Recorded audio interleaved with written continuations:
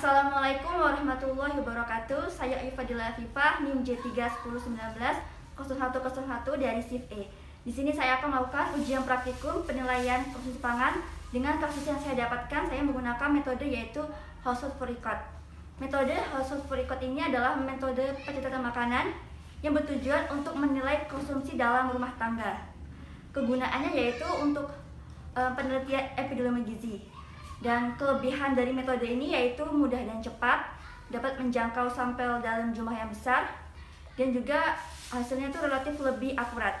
Sedangkan kekurangan dari metode ini yaitu tidak cocok untuk responden yang buta huruf dan terlalu membebani responden. Baik, langsung saja kita mulai untuk melakukan wawancaranya. Assalamualaikum kakak, maaf mengganggu waktunya, boleh saya bicara sebentar? Waalaikumsalam, boleh, silakan duduk. Terima kasih kak. Perkenalkan kak, nama saya Fadila Afifah dari Universitas Muhammadiyah Surakarta.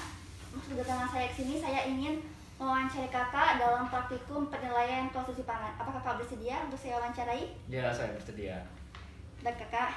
Jadi di sini saya ingin mewawancarai mengenai metode penilaian konsumsi pangan dengan menggunakan metode yaitu household food record.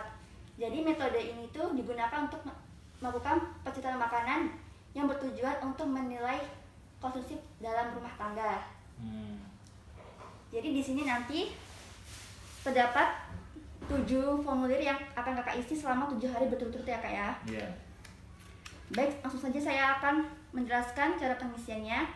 Di sini di bagian nama keluarga, kakak bisa menuliskan kepala keluarga, bisa dituliskan di sini.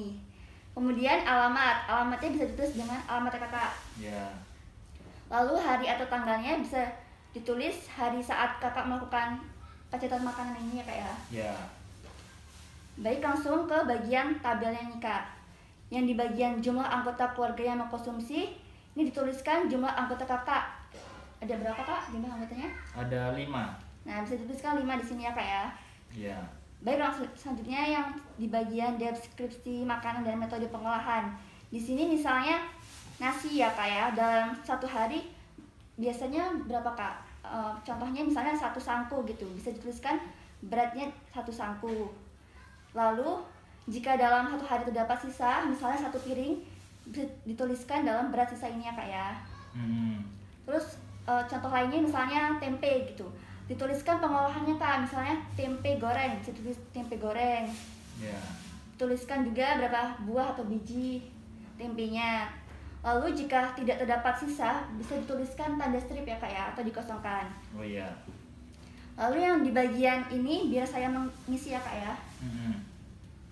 Lalu selanjutnya di bagian bawah sini terdapat makanan yang dikonsumsi di luar rumah. Jadi misalnya kakak di luar mengkonsumsi martabak gitu, bisa dituliskan di sini kak. Martabak di sini bisa dituliskan dan jumlahnya, dan jika terdapat sisa bisa dituliskan di sini. Sama seperti pengisian yang di atas ini kak ya. Iya. Lalu yang di bagian bawahnya ini terdapat identitas usia dan juga jenis kelamin. Bisa dituliskan di sini usianya dan juga jenis kelaminnya. Lalu yang di bagian bawah ini terdapat anggota keluarga lain.